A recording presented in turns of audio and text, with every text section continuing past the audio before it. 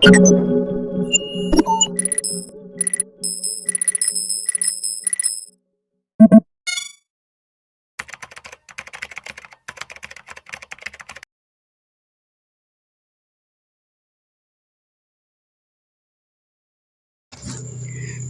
assalamualaikum warahmatullahi wabarakatuh.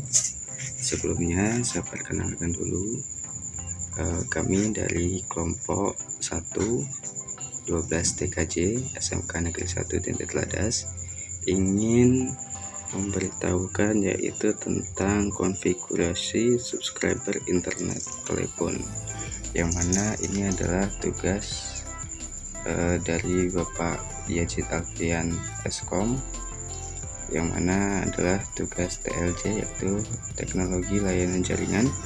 Jadi di sini kami akan memberitahukan tentang konfigurasi subscriber internet telepon. Di sini saya sudah masuk ke dalam aplikasi paket tracer. Oh ya, sebelumnya saya perkenalkan dulu, saya sendiri bernama Ahmad Riyadi, kemudian dibantu dengan rekan saya yaitu Afrian Hamdani dan Wayan Widana. Di sini langsung saja kita membutuhkan yaitu beberapa piranti di Cisco paket tracer ini yang saya gunakan. Kita langsung saja. Di sini kita akan membuat konsepnya ya sebenarnya ya di Cisco. Nah, kita membutuhkan yaitu satu server, kemudian kita membutuhkan satu cloud. Ini opsional aja untuk positioningnya, bisa kalian ubah-ubah sendiri, cuman saya ingin menggunakan positioning yang seperti ini. Kemudian kita membutuhkan DSL modem, kita membutuhkan 2 DSL modem. Di sini kita susun dulu ya, nanti untuk kabelnya kita bisa di akhir. Kemudian kita membutuhkan switch dengan 24 port biar kita tidak harus mengubah-ubah. Kita butuh 2 switch di sini dengan 24 port yang sama. Kemudian kita langsung saja kabel. Untuk yang pertama yaitu server ke cloud, kita menggunakan kabel strike. Jangan sampai salah port ya, karena sudah ada portnya masing-masing. Kalau salah dia tidak akan bisa terkoneksi. Nah, kalau kabelnya hijau menandakan berarti satu koneksi sudah terkoneksi, cuman belum memiliki koneksi yang tetap, hanya saja menandakan bahwa kabelnya sama. Kemudian kita cloud. Untuk cloud ke DSL modem kita menggunakan kabel koaksial sama ya, kita harus ke portnya, ada port tulisannya modem di situ, langsung aja. Nah, sudah, jangan sampai kita ke port yang lain ya. Kemudian kita lanjut untuk DSL ke switch. Tentunya kita menggunakan kabel cross karena untuk menghubungkan device yang sama. Kita menggunakan kabel cross, menandakan bahwa kalau sebelahnya orange tidak usah panik, tidak usah diganti, itu menandakan sebenarnya benar, hanya saja perlu dikonfigurasikan nantinya ya. Nah, sama, atau tinggal menunggu waktu, biasanya agak sedikit delay memang. Kemudian kita butuh client juga. Di sini kita menggunakan PC, 2 PC. Untuk yang sebelahnya pun sama, kita menggunakan 2 PC.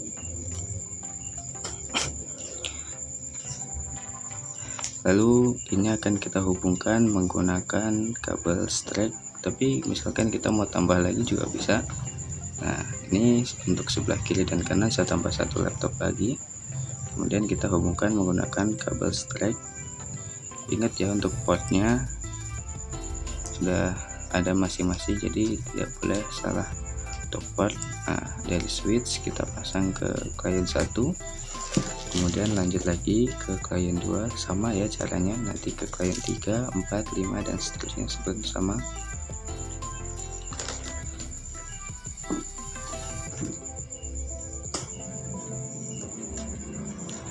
Ini tidak boleh salah kabel ya, karena kalau kita misalkan menggunakan kabel cross maka tidak akan terhubung karena ini adalah device yang berbeda, sedangkan kabel cross untuk device yang sama. Sudah ada ada portnya masing-masing, jadi tinggal kita hubungkan saja. Nah, ini topologinya saya buat seperti ini ya. Nanti ini tinggal kita konfigurasikan, kemudian setelah itu kita masuk ke servernya, kita klik, kita ke IP configuration, kita ketik IP kita di sini. Saya menggunakan 192.168, kemudian .1.2 untuk server. Nah, di subnet masknya ini otomatis, kemudian di gateway-nya saya menggunakan 192.168.1.1. Nah, setelah ini selesai, kita masuk ke service. Lalu supaya nanti klien kita mendapat IP secara DHCP, maka kita klik DHCP, kemudian kita on kan, lalu kita ketik gateway kita yang sudah kita atur tadi, 192.168.1.1. kemudian kita akan mulai dari titik 3 ya. Untuk klien pertamanya kita menggunakan 3, kemudian langsung saja kita save. Nah, setelah itu kita masuk ke cloud, kita konfigurasikan di sini config, kemudian ke DSL. Nah, di sini ada modem 4, Ethernet 6. Nah, ini untuk ke kiri, kemudian modem 5 untuk ke kanan ya, supaya semuanya mendapat koneksi. Nah, ini kita add dulu. Nah, kemudian kita klik lagi di modemnya untuk modem 5. Nah, kemudian Ethernetnya sama ya, masih 6, dan kita add lagi. Setelah itu, nah ini tinggal kita setting di kliennya, karena settingannya sebenarnya sudah selesai. Nah, untuk klien kita masuk ke desktop, kemudian IP configuration, kita klik DHCP nya, maka akan otomatis. Nah, ada IP nya otomatis sama ya segmennya dengan server. Kemudian sama untuk klien 2, 3, 4, 5, 6 sama caranya. Intinya kalau misalkan kita sudah atur di servernya tadi, kita atur secara DHCP, kemudian kita masukkan gateway-nya, lalu IP-nya kita panggil mulai dari berapa tadi ada ya, tadi kita mulai dari 3, maka secara otomatis di klien tinggal kita ubah DHCP, dia akan langsung berhasil gitu guys. Nah, ini langsung saja sama ya caranya untuk klien yang seperti yang di awal tadi sudah saya jelaskan, karena secara DHCP. Nah, ini misalkan kita tidak mau DHCP tapi secara statik sama guys ya. Yang di kalau misalkan secara statik tadi kita tidak usah setting DHCP-nya. Nah, ini sudah selesai ya. Ini sudah selesai, tinggal kita lakukan test ping di IP-nya. Nah, ini untuk memudahkan aja kita test pingnya di server guys ya, supaya bisa kita panggil semuanya. Nah, di sini kita test ping saja ya, langsung kita ke desktop, kemudian kita ke command prompt atau CMD, kemudian kita ping dulu untuk IP klien yang pertama, yaitu ping 192.168.1.3. Nah, di sini sudah tertera TTL, berarti sudah terkoneksi ya guys ya. Kemudian kita lanjut untuk klien yang kedua, yaitu 192.168.1.4. Nah, ini kita lakukan secara terus menerus sampai kliennya habis ya, sampai semua IP dari klien itu terpanggil guys ya. Nah, kalau sudah TTL artinya sudah berhasil. Tadi titik 4, kemudian titik 5, lalu kita lakukan ping lagi secara berurutan ya guys ya, secara berurutan supaya kita tahu bahwa semua klien sudah terkoneksi dengan server, sudah satu IP, satu segmen ya, gateway-nya sudah sama semua. Nah, ini sudah TTL semua guys ya, sudah TTL semua. Ini artinya berarti sudah terkoneksi semua. Kalau misalkan ada nanti tulisan request timeout, nah jangan panik, karena biasanya di situ kendalanya seperti koneksinya remote, atau mungkin karena kita di sini juga tidak memakai router, jadi wajar kalau misalkan ada nanti yang request timeout guys ya. Nah, misalkan tadi di server sudah berhasil, misalkan kita mau coba tes ping lewat klien, kita ping ke server. Nah, ini kalau misalkan kliennya sebelah sini kena, maka semuanya sudah kena juga guys ya. Kita otomatis sudah kena karena tadi sudah TTL ya guys, berarti sudah kena. Nah, mungkin sekarang karena tadi di testing sudah kena, kita akan coba untuk sharing data antar klien dulu. Nah, di sini sudah successful. Nah, successful itu artinya sudah bisa untuk sharing data, sudah saling terkoneksi antara klien ya guys. Nah, untuk yang sebelah kanan pun sama. Nah, sudah successful juga. Nah, sama ya.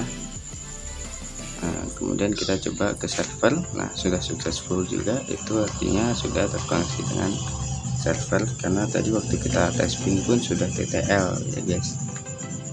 Nah, ini sebenarnya cuman formalitas saja atau lebih untuk meyakinkan saja supaya benar-benar sudah terkoneksi. Nah, setelah itu kita coba buat simulasinya, mengirim data dari klien 1 ke server. Kita coba di sini, lalu langsung aja kita play. Nah, itu adalah simulasi pengiriman datanya. Jika klien 1 berhasil, maka 2-3-nya pun berhasil ya guys. Karena tadi kita tes ping, kemudian kita kita sharing data pun sudah berhasil.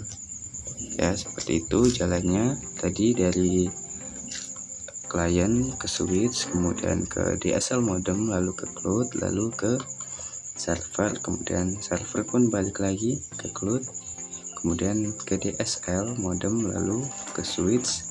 Nah, ini kenapa bolak-balik guys, karena itu menandakan bahwa dari klien ke server sudah bisa sharing data, kemudian dari server ke klien pun sudah bisa sharing data, seperti itu guys ya. Nah, ini sudah berhasil, sudah sukses ya. Nah, itu tadi simulasinya, maka ini semuanya pun sudah berhasil. Kita akan coba yang sebelah kanan ya guys. Kita akan coba yang sebelah kanan, sama caranya seperti tadi. Kita buat simulasinya,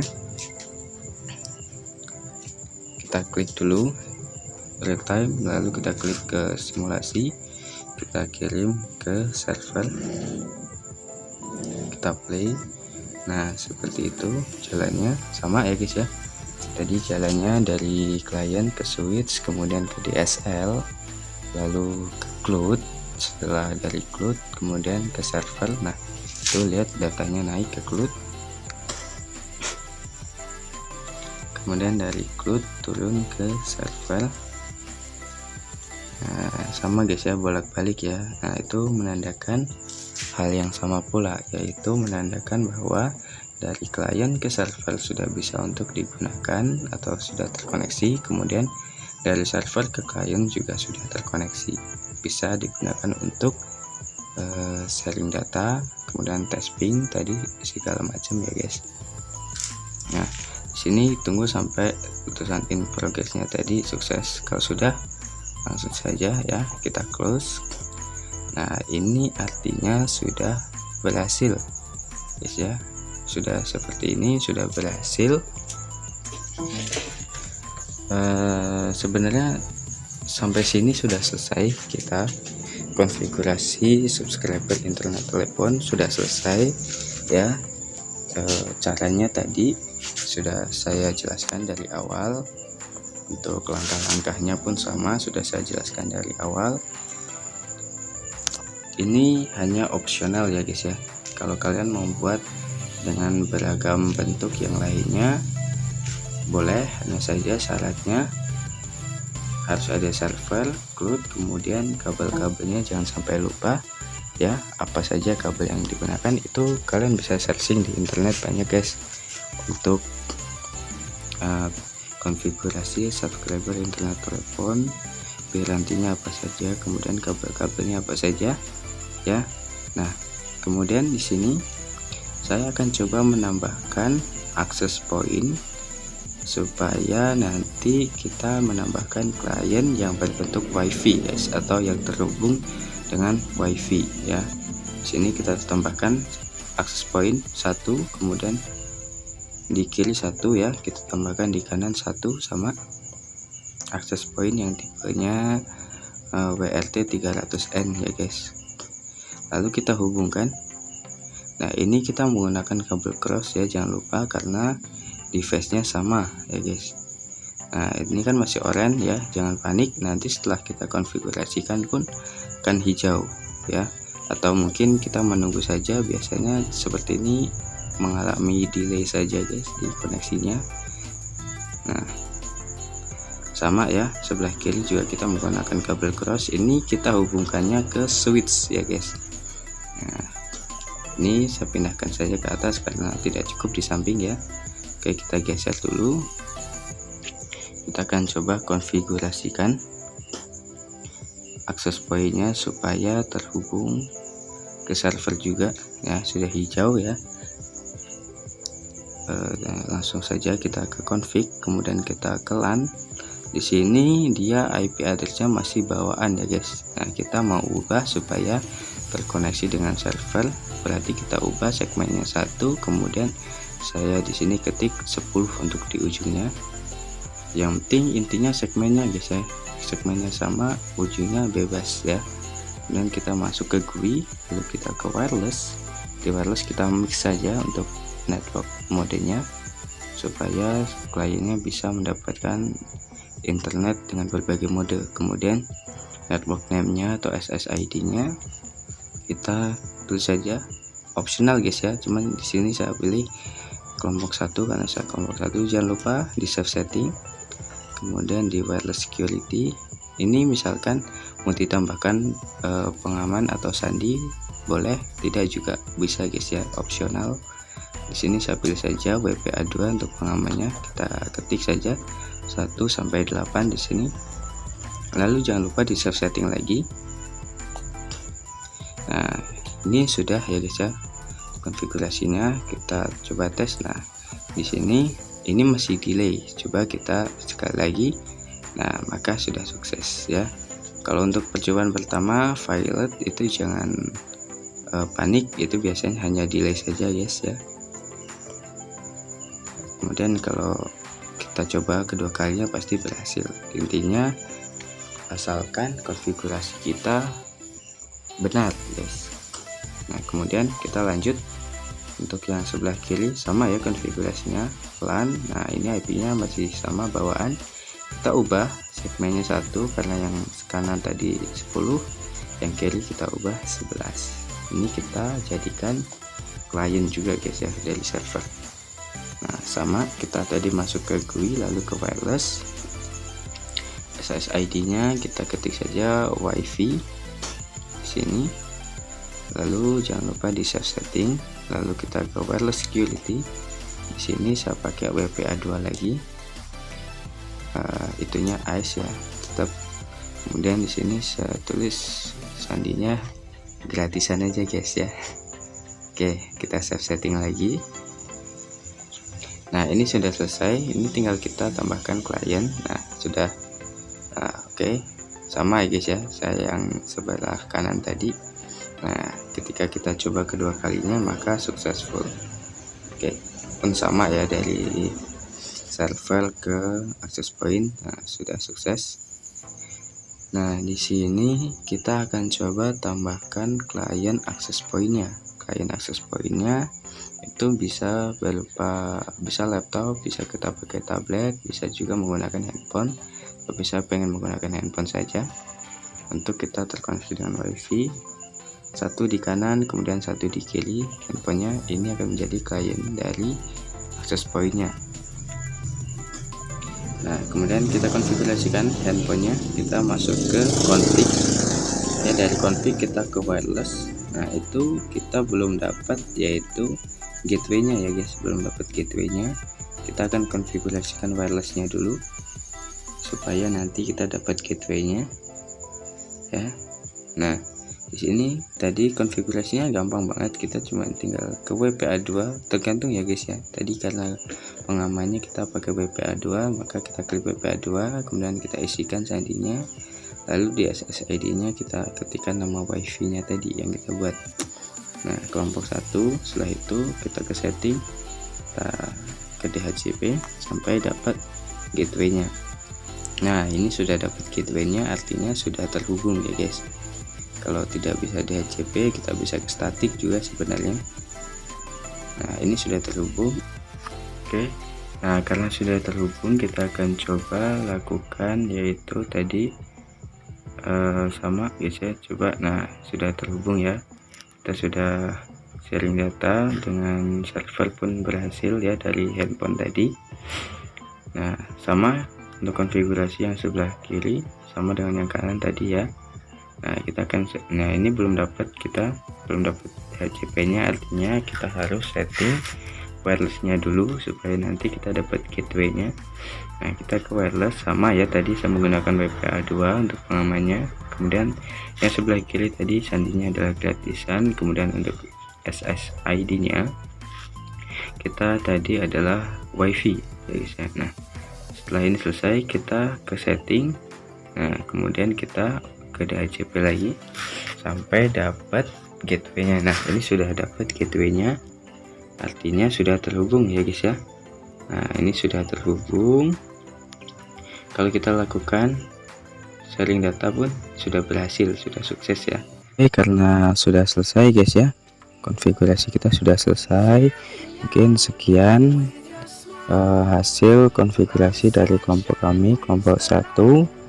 Kurang lebihnya mohon dimaafkan jika kalian punya masukan atau mungkin saya salah dalam penggunaan piranti, bisa isi atau komen di kolom komen di bawah ya guys, untuk membangun saya dan teman-teman yang lain.